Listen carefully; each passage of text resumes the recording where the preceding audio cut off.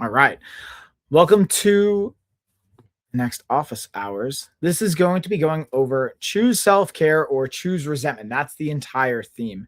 And we're going to dive into what that means, a little bit of details around that, and ultimately going to walk away with a clear understanding of how you can choose self care and the actionables behind that, or how you may ultimately have already chose building resentment in your life and what you can do about that as well. Before I jump into everything, I'm just going to drop a couple things into the comments. For example, if you're watching this live or you're watching the replay, you can win a $50 LOF gift card. Be the first person to comment on whatever platform you're watching this on. Take a screenshot, send it to my email, lifeofafighter@gmail.com, and you'll be able to redeem your gift card. So I'm going to drop that info into the chat as well. And they'll pretty much hit the ground running. Now, at the end of this, first, I actually prepared an actual presentation for it. So I wanted to continuously take feedback and look at kind of what the data is showing. And it shows that like being able to have visuals for you guys, being able to have some insight becomes helpful along with the data that I'm going to be using to back everything that I'm going to talk about. So I actually have a slide deck that's going to go along with this, and then some data points. And at the end of this, I'm also going to share some products related to self-care and some different things to look for that you can kind of utilize for that. All right. Let me just pull up. You know what? Instead of just, I'm just going to type it into the comments. It's going to be easier that way. Okay. When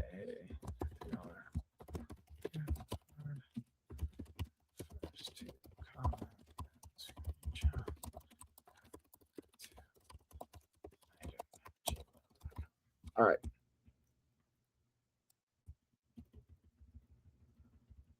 I'm going to put it into, apparently I got to do it in 2 comments because it's not long enough. But again, I'll set this up in the comments and then we will get into the actual slide deck. Okay.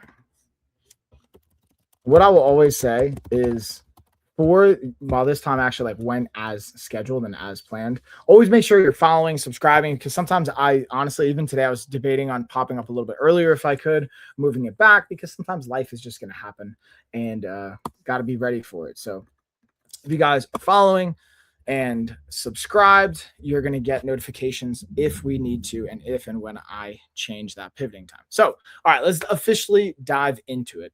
So most resentment isn't caused by other people, which is probably going to be a little bit of a mind blower, right? But hopefully that makes a little bit of sense, and we'll dive into that.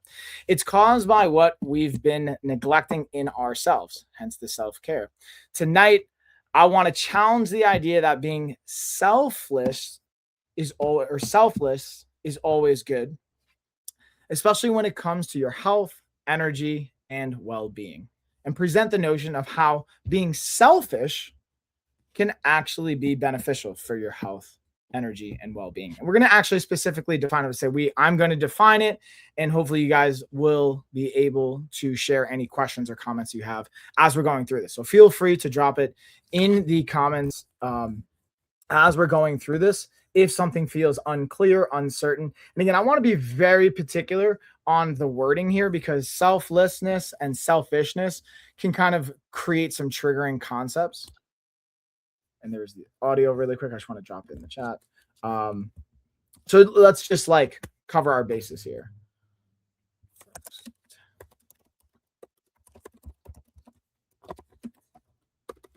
All right, so let's pull up our actual slide deck here so you guys can kind of see what I'm talking about. And then again, I have products related to this that I'm going to be diving into. And if you want to see those, you can see it on Amazon and TikTok as well. We have different products featured on both. But that being said, let's do a little screen share here so I can pick the proper slide. Boom. I think that should be it. Let's make sure this is yes. Okay, perfect. Let's go into present mode. And I'm going to make sure that this is actually popping up. So what's cool is I actually have my TV right here. So we're going to go on, make sure that everything is lining up the way it's supposed to, because now that I'm in presentation mode, I can't actually see everything on my screen. But with technology, I can actually see on my TV. Gotta love tech, y'all. Actually, did I preset it? Let's see. All right. Either way, so we're going to talk about empowerment, right? A combination of choosing self-care and quote unquote what can be perceived as selfishness and embracing that journey. So self-care unplugged. Let's actually kind of like define that a little bit and look at what that is ultimately going to mean. So I wanted to first just share that from a visual perspective. Now, oh snap, there it is. What's up, Rob? Choose resentment a lot. Oh yeah, absolutely. Being selfish is beneficial. Yes, Rob knows. You know, Nina knows what's up. Yeah, I see you guys. So yeah, it can slide deck. Is this a free summer? Yeah, you see it. So yeah, and I appreciate you being like honest, where you can choose resentment a lot. I could agree. It's because I'm not showing up for 100%. So let's again talk about what is self-care and selfishness. Rob, who's jumping in the comments, you know, he's been my best friend for like literally decades, and I can walk my way through and rationalize a lot of things. But here's the legitimate perspective, and I want to give some data points to kind of back this. Also, if you guys want to say like, hey, I'm going to like give pushback on that, or you want to have some clarity, I always welcome that. I want to hear it. So I actually just realized I screen shared the wrong slide deck. So let's reset that and let's utilize this one. Boom. I'm going to go to here, screen share. Beautiful. And again, when we're talking about self-care, hold on, let me just properly stage this. I'm getting everything kind of situated here. Let's open this puppy up. I mean, you know me, and yeah, you know, I mean, person. Yeah, I get it. I get it. We can all be there. So let's actually kind of get this properly staged. I'm here for this. Yeah. And I'm going to kind of position, recalibrate how we want to present this. So I'm going to go into presentation mode. So here you can just see a black and white, but let's actually go through the full boom empowerment here. Okay. I'm actually going to pull up a cleaner presentation version of that. Okay. Bam. So in the meantime, while we're kind of getting all this stuff pulled up, right? Let's just talk about what I'm curious from you guys. What do you actually think about when you think self-care and being selfish versus selfless? So that's like, I think an important thing to kind of go through is you can either intentionally be picking self-care and potentially what can seem to be selfless, or you can ultimately be picking resentment over time. I'll give you guys some like real world examples, then I'll back it with some science. We can go through some more definitions.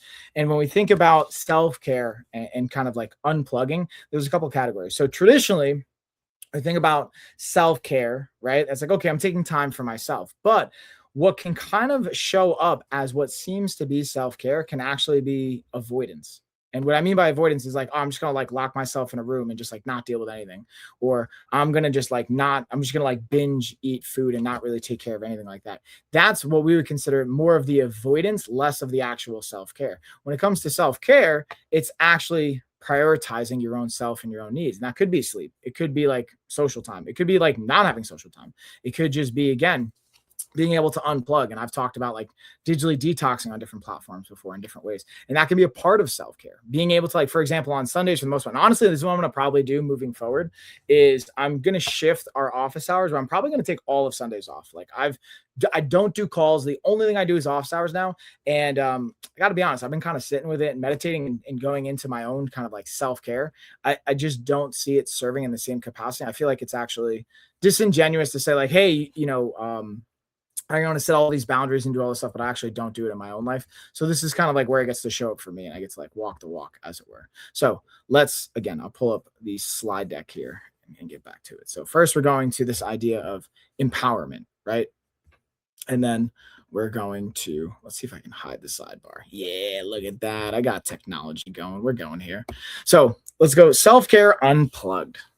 Okay. And being able to think about whether that's with technology, whether that's in our relationships, whatever that looks like, but being able to dive into that. And then essential self-care practices. So we talk about physical health, and that can categorize nutrition, exercise for just an overall well-being, setting realistic goals. And again, we talked about this in the past, right? Not even necessarily goals, but realistic identities that we can go to. Mine's going to be devotion for the year. And then also having mindfulness practices, whether it's again meditation, whether it's journaling, whether it's just how we show up in our conversations, but being able to have some of these basic self-care practices. Now, the other piece of this is also, this is just like a very kind of like narrow view. There's a variety of pieces to this that can expand and collaborate and explore, but it's just an important piece. And one of the things I want to talk about, I was mentioning before, is again, I've got some data to back with this. So the first thing I want to talk about is the burnout component. So if we are constantly showing up for others and you're not taking care of yourself, it can lead to burnout. That's one of the variables. And what happens when we do have burnout is that can lead to eventual resentment, not only to ourselves, but the people closest to us, whether it's our family, whether it's our partner, whether it's our children, whether it's maybe our boss, our coworkers, our friends. There's a variety of ways that that resentment can show up, and then how we actually kind of implement things around resentment. But again, burnout explains approximately 30 to 40% of variance in relationship dissatisfaction among caregivers. So here, let me reread that to you and we'll break down what that means. Okay, so burnout explains approximately 30 to 40% of variance in relationships dissatisfaction among caregivers. So basically, in layman's terms, yeah, Ludo, what's up, homie? Get another like best friend of mine for decades jumping in the chat. I see you, homie. So we're talking about, again, the idea of self-care or resentment. And this particular data point is 30-40% of variance in relationship dissatisfaction among caregivers can come from burnout. Okay, so that's basically meaning that a dissatisfaction of a relationship with someone that we're taking care of. And maybe that's, again, when we think about a caregiver, that could be a family or a loved one. It can also be in a professional capacity. So when we think about caregivers, it's not just, okay, most of the time it is loved ones. But if you work in a medical setting or a hospital setting, like Nina, we could talk about this, or I've worked from that, like different hospital settings. Rob, you've worked in different hospital settings. The idea of we can have dissatisfaction in our relationships being a caregiver, not only to the person that we are caregiving, but to those in that immediate circle and just in our lives. So basically, you can see a drop in your relationship satisfaction, 30 to 40%, from having burnout. Okay. So that means you're not actually able to take care of yourself. For example, let's say your loved one, your partner, your spouse, they get cancer, God forbid, or they have Alzheimer's or some variation of something that's out of their control, or even within their control, and you're taking care of them. You're giving up your life, your quality of life, and you're showing up for them. That's going to lead to the resentment and that burnout and a lot of these things we're talking about. So 30 to 40% of the dysfunction in relationships can be attributed to burnout, which can, again, lead into resentment. And a lot of times that burnout's coming from a lack of self-care, not being able to prioritize the things that I just shared in this kind of slide deck, which is being able to have physical exercise and movement, being able to have quality nutrition going into your body, being able to have identity-based goals you're working towards. For example, I'm a devoted man, so I get to be devoted to my health. Having that devotion means I get to show up to exercise. I get to show up in my mobility. I get to show up in my meal prep and all of those other pieces. Well, I get to show up as a father, right? I could be a devoted father, but where I can lead to potential resentment, when I know it shows up for me, is if I'm not able to exercise on a weekly basis, ideally on a daily basis, I become quite crabby, quite resentful quite quickly. So being able to know what those thresholds look like and being able to set the time for it, even if you don't immediately know, hey, I need X many minutes of movement, prioritize movement, prioritize nutrition, prioritize mindful practices, whether it's prayer, journaling, meditation, whatever that looks like for you. And then ultimately setting measurable goals and process-oriented things that are related to an identity with that. And that's a huge part of self-care. So now let's talk about burnout. So I use this data point about burnout. Let's kind of just go back to this visual. I think is helpful. One of the things I've been experimenting with, let me know if you guys are tracking with this and you find value in it, is adding visuals to it. And also when I like repurpose the content. So we got, again, burnout and recognizing the signs. This is an important one. So when it comes to recognizing signs, there's going to look a varying degree of differences here. But one of the key things I invite when it comes to burnout as well as depression that I've seen come up time and time again is if the things that bring you the most joy no longer do that for you. For example, I'm gonna use Luda. I hope you don't mind. I'm gonna use this since you popped up in the chat. I have a great relationship with my homie Luda. We've been best friends for like 30 plus years, right? And one of the things I think about when I think about Luda is music and video games and like comics. So I'm gonna just use video games. So for example, if me and Luda, like we both like playing video games and we're buddies, right? And I no longer find the same joy from playing video games, or Luda doesn't find the same joy from playing video games. That might be an example of burnout. Okay. Or for me, I know it shows up if I'm, burnt out with the kids or even work or my relationships, and I don't have the same satisfaction from going to the gym, from going to do jujitsu, from doing Muay Thai, from doing the physical things that I truly enjoy. That's how I know burnout is popping up for me.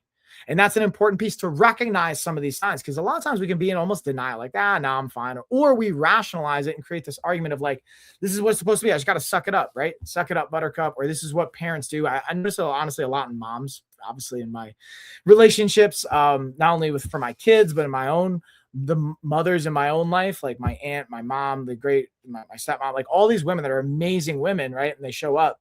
But what I've noticed is if they choose to, not they always do or don't, but if they choose to not take time for self-care, there can be an interesting dynamic of resentment and burnout that comes into play with that. So with that being said, that's some of the things that you can like look and recognize for. And now let's dive into it a little bit more. So the key strategies here. So identify symptoms of burnout early on. So if you start to notice, hey, I normally will do like video games or hang with my friends or do these things, and I'm like feeling less and less inclined, that's a key symptom to look for right away. Another thing, when it comes to the strategic side of it and boundaries, establish clear limits to protect your well-being to avoid burnout. This is like recognize the signs early, look at some of those things, and then check them off. Be like, oh, I got to do something with that. The other piece to help from reaching burnout is have clear boundaries in place. Being able to have clear kind of fence lines where you're like, all right, for example, one of the boundaries I'm going to implement is I don't take phone calls or like business calls on Sundays, but moving forward after the month of January, I have a couple like podcasts and things scheduled. I'm not going to do office hours on Sundays. I'm not going to do any calls on Sundays. I'm just going to do family time on Sundays. That's like what it's going to be. It's going to be like, if I'm going to church, if I'm meditating, if I'm journaling, spending time with my daughters, with my partner, with my friends, but I'm not going to be doing like anything business related, content related, office hours, none of that. Like really doesn't matter how much money you're going to offer me. It's just not going to kind of be a thing anymore. So that's something I've learned to establish as a boundary that helps me from the burnout side. So it's not like, at least I have one day a week that's predictable. Because what I've been using Sundays for is I don't do coaching calls and business meetings, but I still do office hours. And I really love this, honestly, but I just find it's like literally every single day I'm doing something. I don't even get one day. So that's an important thing of boundaries. This also piggybacks breaks. Take regular breaks to recharge your mind. Not only like on a weekly basis, like Sunday is going to be my break, but on a daily basis, I take a lunch 12 to 1. And that's my time to work out. That's my time to eat, to hydrate, to do all the things that I like have checked off that I found important. Working out, hydrating, eating, those are the key things for me. Now, I end up live streaming those. So a lot of times during the week, Mondays and Tuesdays especially, you can catch me on a live stream working out. But that's my break time from like what I would consider work. I don't necessarily feel like I have to be on. I just work out. I kind of set things up, but in office hours is where I'm like presenting, experimenting, hence this even presentation right here. So that's like a little bit of the difference that I like to incorporate and something to keep in mind here. So now the other ideas, resentment, untangling emotions. So we're going to get into that here in a second as well. And like, what does that mean? What we can do, navigating resentment in life. But before we go into that, I want to pause here. And I always like to like tag in some of the slides and then some data relating to it. So another variable I think is interesting just from a numerical standpoint, sleep deprivation reduces emotional regulation by 60% and increases emotional reactivity by up to 70%.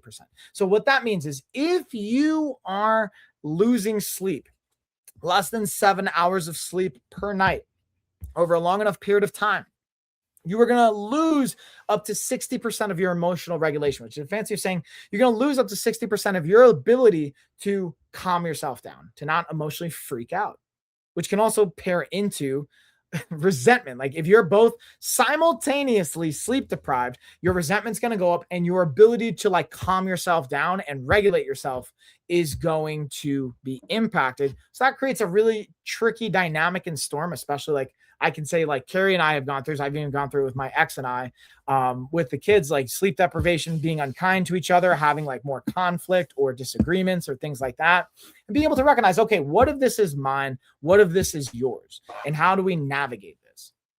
So being able to be mindful, like, hey, I got to take some time to catch some sleep. So what that can look like, for example, in a parenting dynamic is, hey, I need you to tag in tonight when it comes to sleep time with the kids, or I need you to like, depending on like, I'll use again, our exact situation is Carrie's still breastfeeding Hope. So she prefers her, but like, hey dude, pump milk. I will feed her in the middle of the night so you can at least sleep in. And even if she wants you for comfort, I will take her into the other room so we can start to build up a little bit of a kind of like sleep situation that's conducive for catching up or regulating ourselves. And let's say you don't have kids, you're just a high performer, or you're an athlete. If you are working so hard, you're gravitating towards working so hard that you actually don't prioritize sleep, then you're not actually going to be able to regulate yourself when it's time to calm down. And again, you're going to be more emotionally reactive by up to 70%. And in like work situations, you don't want to be reactive. And even in athletic situations, you want to be reactive. People can exploit that, whether it's combat sports or other types of athletics. You can exploit that and it can be used against you. So I think that's a really interesting piece. I just want to pause. So let's go back into, again, the screen sharing and the dynamics related to, again, resentment and emotional regulation. So again, navigating resentment in real life, identifying the source, understanding where resentment originates can empower the change and transformation. So being able to look at, okay, and this is a lot of times even like using like journals. I got 2 new journals actually in here right now. And I have a variety of other journals that I use on a daily basis. Like for me, this is my planner. And then I have like really 3 journaling tools that I've using lately. This is my daily Stoic journal. I do a morning and a PM reflection and journal topic. And I do some other like journaling. And the point of me bringing these up is it, to me, I find that really helps me like reflect inward and like reflect on the day, even using prayer and meditation to think about, okay, where's this resentment coming from? Where am I not choosing myself, and where that can be leading to resentment, and taking, again, even if it's 5 minutes, I usually, it's for me, it's a minimum effective dose is 3 minutes of meditation and prayer in the morning. And then it's taking another 3 to 5 minutes to journal, and then 3 to 5 minutes in the evening to journal. So it's a total of, 13 to 15 minutes on a daily basis, but it's not even consecutively. That to me has been massive for reflecting. Now, again, I still have my emotional regulation challenges and all of those things, like calming down and, not letting my opinions get the best of me. But that becomes massive to saying, oh, cool, I need to prioritize movement and getting out for a walk, or I need to prioritize when I'm eating or being able to sleep or things like that. And then also communicating assertively.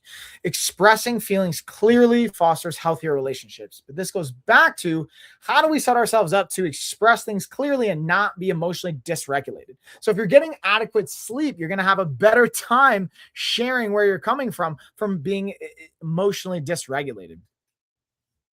So again, being able to communicate very clearly and logically.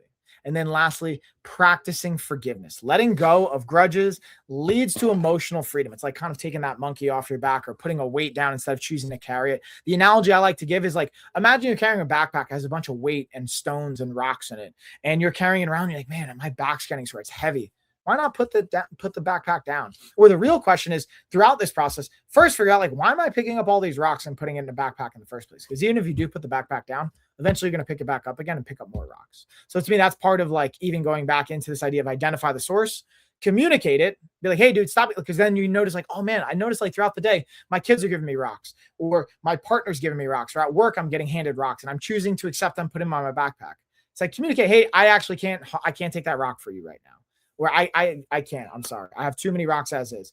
And then even when they have, and that you've communicated your boundaries clearly, incorporating forgiveness, saying, you know what? I don't hold it against you. I'm going to just continuously hold this line, hold this boundary, and keep showing up. Because again, people aren't always maliciously thinking, oh, how can I exploit this person? It's just part of the pattern that we've created and that they may be used to. And also, hey, I see you on YouTube. What's going on, Sarah? Thanks for dropping by, saying hey. So now identify and finding yourself. Identity. That's like a big piece. And that's why, like, I think the one word workshop becomes impactful. And we talked about this weeks prior, not only for setting goals, but your own identity and who you get to be, the I am statements of I am, for example, like my contract to myself, not just my I am statement for the year, but I have a contract I actually have to myself, how I get to live. I'm a vulnerable, authentic, finishing man. So I'm vulnerable, like I will freely share. I'm authentic, so I don't have to put on a mask and pretend. And then I finish. If I start something, I finish and I see it through. That's something I've been able to reflect on and learn. And sometimes if if I don't feel like an outcome or a result is going the way I want it to, I'll step away. Or if it feels like it might be too hard or too easy or just whatever the thing is, I can do 100%, no problem, but I do 100% at short bursts. Imagine if I did 100% of the time and I finish things through, which is even with these, what I'm talking about in January, while I'm seeing through my schedule for January, I'm finishing out my agreements and then I'm reevaluating in the new month and being able to finish out the entire year of my one word. And that goes back to in the identity side of things, even my word for the year, devotion, being devoted. I'm going to see that through and I see the impact of that. So again, identity, finding yourself, cultivating your inner strength, explore values, reflect on what truly matters to you. And why, again, this is part of the self-care act. And this is why I like all these journals that I have.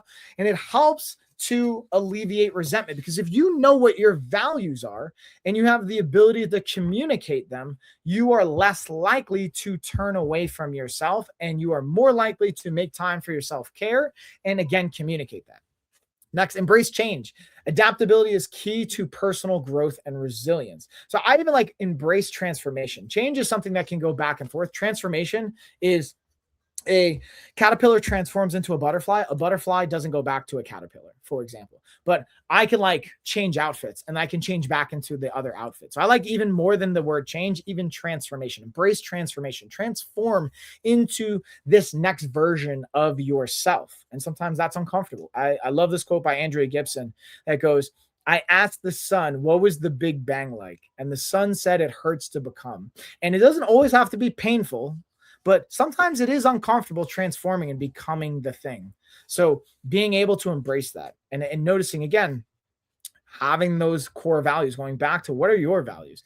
Is it adaptability? Is it resilience? Is it courage? Is it communication? Is it creativity? Whatever those things are, embrace those things and be able to like step into that. For me, again, it's vulnerability, authenticity, and finishing. And then seek support. Surround yourself with those who uplift you. Whether that's like been an interesting one. And this is where I do see a lot of like value in like religious circles, whether it's whatever your religion is, but like turning to God, why it becomes such a powerful thing. And why even like gyms and martial arts gyms, anyone that I've been a part of that I've really gravitated towards, it's become a support group. It's been a community, a tribe, like that really I feel uplifted by in a variety of ways. And that's massive. And that's why it's so like appealing. Even in an academic setting, certain classes I've actually been more attracted to because I felt a connection to the people in them versus others. So being able to seek support. And then again, whether that means like in your friend group, your social group, in a spiritual component, in a like physical setting, in the gyms you go to, or maybe in a professional setting. And utilize resources, right? Maybe that's coaching. Maybe that's seeking out therapy. Maybe it's talking to another professional in different capacities where you might need that support, but being able to seek it where it's appropriate. And when it comes to that, speaking of which, really quick, I'll just do a quick plug. And then I also want to pause and see, let me know in the chat if this is kind of like making sense to you, if this is adding value. I always love to hear that. And I'll also take the silence from it that it may not be doing that. And that's okay too. But then I get to know, I get to adjust these things and make some pivots. And then if you're watching a replay of this, feel free to even drop comments for the replay, because I want to know if there's value to that, how we can continuously adjust and show up and support. And lastly, so I'll do my screen share here of like, again, if you want support and you're looking in a professional capacity for support, feel free to reach out. Again, this is our work line. You can call or text it. This is an email and our website. You can go to our website right now and actually getting a 14-day coaching program along with a coach assigned to you. So you can have the physical fitness, the meal plan, the coaching support, accountability built into that, as well as now more than ever, you can actually use your health insurance to cover our coaching and a variety of things that we offer, from the workouts to the meal plan to our coaching, the accountability, the health education. Now we're incorporating things for our health retreat. We have a variety of things that you can utilize and leverage from that standpoint. So that's pretty much it. I wanted to like experiment with using a slide deck and some of the numbers and things related to that. But now the last thing I want to bring it home with is some additional data points. So regular physical activity is associated with higher relationship satisfaction and stress reliance. So let's recap that and let me apply that for you. So again, regular physical activity is associated with higher relationship satisfaction and stress reliance. So even if one person in a relationship, so you're in a relationship with two people, maybe more, even if just one of those people in the relationship works out, there's a reported higher satisfaction. So if me and Carrie are, obviously we're in a relationship, we both exercise. So I think that's a huge contributing factor to our like quality and, quality of relationship, even through really challenging parts, but being able to exercise. But I notice when Carrie doesn't exercise for a period of time, or I don't because I'm injured or something like that, we have more challenges, to put it simply. And when we go back to the gym, we go back to exercise, or she's going back to like meditation and yoga, and I'm getting back into jujitsu or Muay Thai or weight training or running or whatever the things are, our relationship dynamics shift. And I would invite you experiment that in your relationships as well. Not just only in a couples and a spouse situation, but even like any relationship you want to improve. Start exercising, you'll see your relationships positively impact that based on just what the numbers will show. And that goes back to, again, choosing self-care. So you could choose to, again, physically move, or you could choose to be resentful of yourself, of your partner, of the people around you. But try just a little bit of movement, like literally 3 minutes of movement. Go for a walk for 3 minutes, 5 minutes, 15 minutes. 15 minutes is what I've seen from a data point, one of the most effective thresholds. If you can do 15 minutes walking on a daily basis, that's massive for a variety of things, from cardiovascular health to emotional regulation to stress relief to even body composition impacts to lubrication for your joints, for just getting outside into the environment, your mental health. So many aspects of that can be positively impacted. And again, another data point I'll share is chronic suppression of personal needs increases psychological distress and resentment. So let's recap that again. So basically, when you're constantly suppressing your needs and your wants, it's going to increase your distress or stress and uncomfortable dynamics and overall resentment. So the more you turn on yourself, the more you don't prioritize your own self for whatever reason. As a mom, you're saying, hey, I got to work full time. Plus I also have to show up for a partner. Plus I have to pay all the bills. Plus I got to do all this stuff. That's going to impact your ability to not only have a positive quality of life, but your relationships. You're going to have resentment. And then, hey, what's going on? I see on TikTok, Nia, thank you for dropping. Hey, again, make sure you take that screenshot of your comment, email it to me, get your $50 LOF gift card. And then the last data point is parental self-care predicts greater patience and emotional availability. So let me repeat that again. As a parent, if you are implementing self-care, that is going to predict greater patience and emotional availability for your children as well as the people around you. So if you want to show up as a better parent, take care of yourself, plainly and simply. And then an old school, very simple analogy that I love, that's like, think about when you go on a plane. If you've ever flown before, they always tell you, what's the first thing they tell you? In a case of emergency, put your mask on first, then take care of the people around you. Why is that? It's because if you pass out, you're no good to anyone. And yeah, for what I just saw like a video, it's like, I think in the first 10 seconds, the cabin pressure will change. So you got 10 seconds basically to put your mask on, and you try and put on your kid's mask first or something. Within those 10 seconds, they're not going to get your mask on. Cool. You're not going to be any good passed out. Your kid's going to be freaking out, and it's not going to work well. But so the same thing carries over in life, right? You put yourself out there for everybody else, and you end up turning your back on your own like health, your own wellness, your own care. And you end up having a stroke when you're in your 50s. That's not helping your children. That's not helping your family. I'm just saying that because sleep deprivation, for example, if you get less than 7 hours of sleep chronically, about 5 hours of sleep or more, less chronically, that can increase your chance of stroke by 400%. So it's just an easy data point and predictability, which I'm sure a lot of parents can relate to.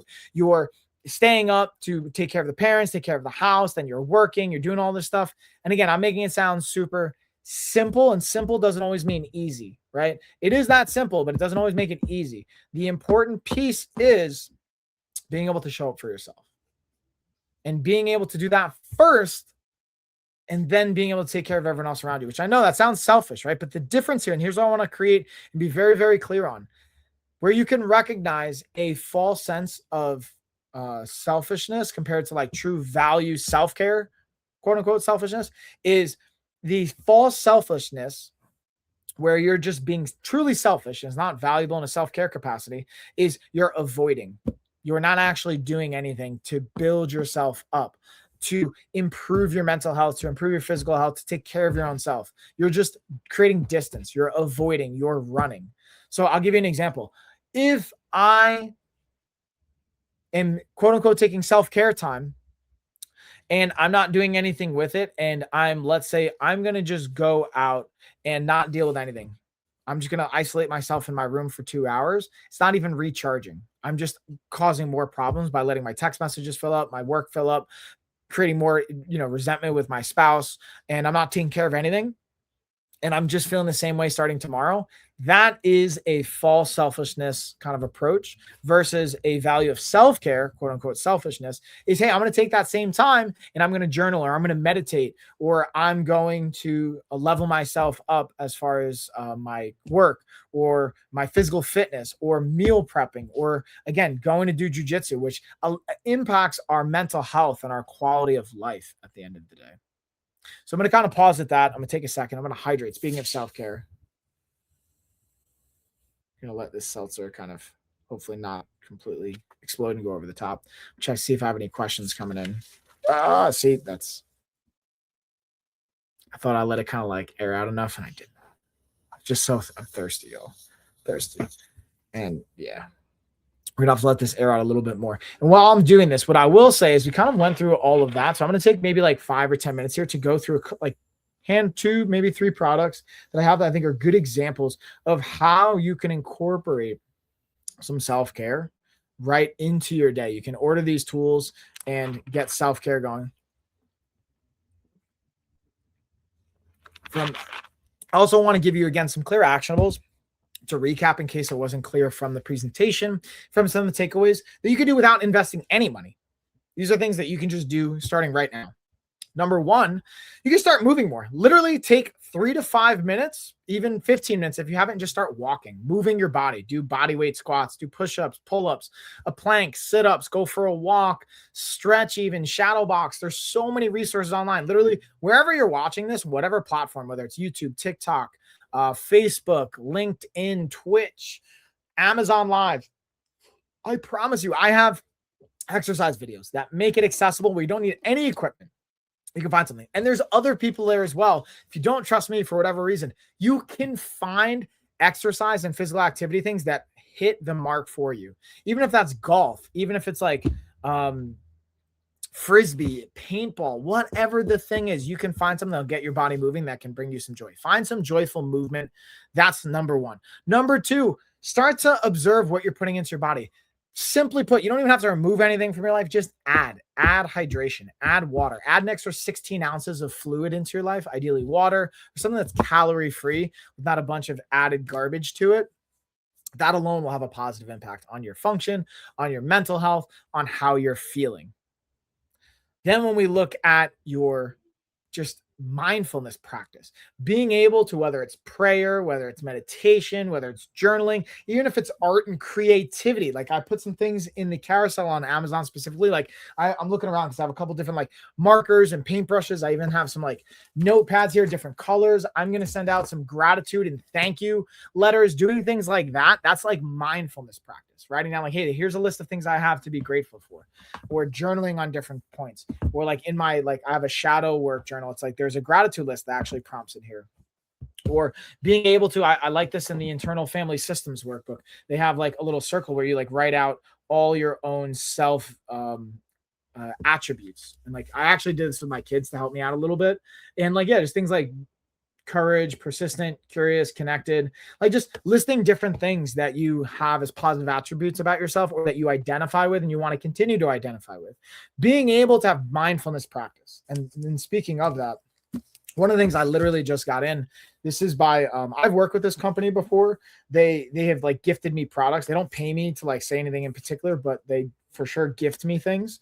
I'm actually looking at the easiest way to open this. I'm going to go, this is a dotted journal. The thing I love about a dotted journal is it's like a free range kind of a option. So what that means is it's just a blank page and it has dotted space like a grid, and you can be super creative with how you want to use it. You can write, you can literally use it like a traditional journal, but you can also do like visual. So it's literally just like a blank page with dots. You can make squares. It's literally like you can use it in a variety of ways. There's like the dotted journal strategy book around that, but I like things like this. And then they also have even these like little tabs you can see at the back end to give you some insight and some like kind of direction to highlight, hey, do I want this to be around finance? Do I want it to be around fitness? Do I want it to be around like family time, goal setting? What are we doing with it? But being able to have these different cues and prompts, just taking 5 minutes a day to literally just start writing. And if you don't know where to start, one of the most effective tools I've seen is literally write down what you're thinking in that moment. So like, I don't know what to write right now. This feels stupid,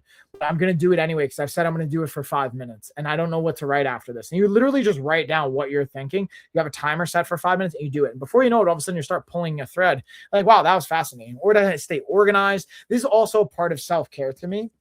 Or you're going to just choose resentment, resenting your prior self for not setting yourself up for success, or blaming it on your spouse, or blaming it on your boss, or blaming it on your kids. And even if you're not consciously doing that resentment, it's going to show up. And like, again, I like some signs that's even like starting to yell more, or being able to know some more emotional outbursts and things like that, which can come from a variety of places, but especially with that. And then another one I have is the Daily Planner 2.0. So how it works, they give you a full breakdown. I actually I've been enjoying my Wilkie ADHD planner, but they're actually sold out right now. So I want to have backup plans. I like to experiment with different planners and learn different things. And the Clever Fox company, they sent me a weekly planner as well, which I like, but I don't actually use it for a day-to-day planner because it just doesn't hit the marks for me. I'm so used to the ADHD one, but I actually like using it to track my workouts. So when I don't use my app and I'm doing my live streams, if you guys have ever watched my live streams, you've seen me use my weekly planner. It's a little bit bigger. I actually have right here that I will write down my workouts in. And I'll just say, like, for example, you can see on this day, this is my workout. These are my supersets, 1A, 1B, 2A, 2B, 3A, 3C, 3B, like reps, sets, all that good stuff. And then I just track it throughout the day. Because like the way they broke it down is like, I don't feel like I can adequately write down all the stuff I have to do that day. It's really for the whole week, which this could be helpful if there are bigger theme things you want to get done on the week, like habit tracking, skills, main goals. It's not enough specificity on the day-to-day, but I like it for workouts. But on the daily planner, I thought this one would be a little bit more of an opportunity where I can lay out more of the day, still have my to-do list on the bottom. So it's got about, was that eight little things to do on your to-do list, rate your productivity 1 to 10. And then it has the day-to-day breakdown, today's priorities, 3 priorities, main goal. It's okay. Again, I still think it leaves something longing for the ADHD brain, but this is way more preferable for my brain chemistry than the weekly one. So I wanted to just have that as a cross comparison. And again, as another tool, you don't have to use any of this stuff. You can literally just use, again, a notebook, that dotted journal, be able to just have that. To me is going back to the mindfulness practice. And lastly, when it comes to the self-care, even just being able to get like, I tag some things in the carousel, like an eye massager, neck massager. We actually have a foot massager that I got for Carrie for Christmas. She absolutely loves. So after, let's say she works or has a long day with the kids, her kind of routine right now is she does a foot bath, a little like salt, Epsom salt foot bath and scrub. Then she does the massager, a little heated neck pad as well. Has some downtime, even if it's 15 to 30 minutes. And that's something that I would encourage all of you out there watching, from parents to professionals, athletes, whatever. Find, even if it's starting with 5 minutes in the beginning of your day and the end of your day, find those as anchor points. That's a little bit, again, I won't go into too far the details of all the products. Honestly, you got to get baby Hope to bed. And this is another thing I would say when it comes to choosing self-care and almost being selfish to a degree. And then also you're choosing resentment. So I'm honestly being a little bit selfish and doing my own self-care in an aspect of being able to do this live stream. And I'll give you a sense. Like, so part of it is work, but I actually do really enjoy this. I enjoy like talking, creating. To me, this is creation right now. I'm creating hopefully value and insight to bring it to you guys. But one thing I've learned is this balancing act of, okay, I can do this self-care time. If I don't get this done, I will start to build resentment against Carrie or my kids for like not being able to do this. However, I can be very selective on where I position it. So the self-care component is, okay, is it self-care? Yes, this is recharging. This is great. But I want to have one day a week where I'm not like performing in any capacity. I get to choose to do it. So I'm going to move it to probably Saturday or Wednesday or another day in the week.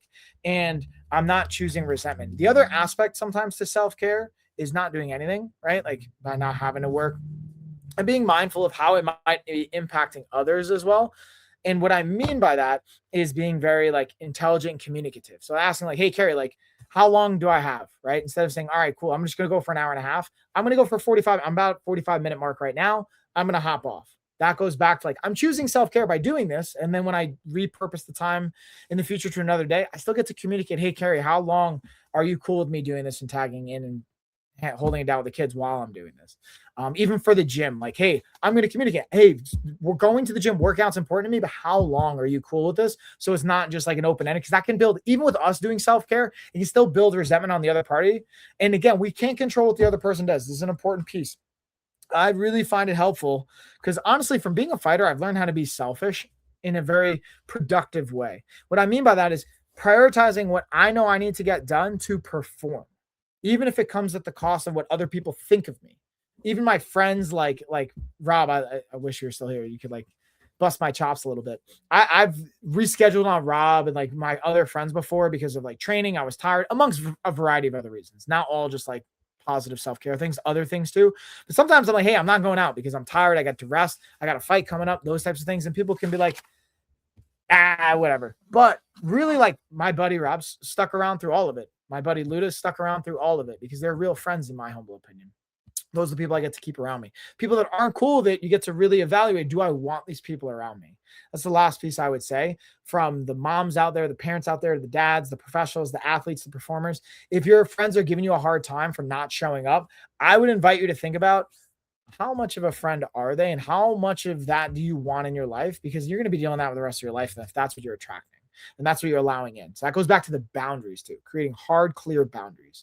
But I'm going to stop ranting here because again, now we're tempting to go even further into it. And I love talking about all this, but hopefully that was valuable. I'm going to again hop off. We are going to update the blog this week so you can check all the data that I'm referencing, the science behind it, the recaps on all of that good stuff. And with that being said, I will see you guys most likely tomorrow during my live stream pop up for a workout. But if not, I will see you during the week either way. Peace, y'all. Appreciate you.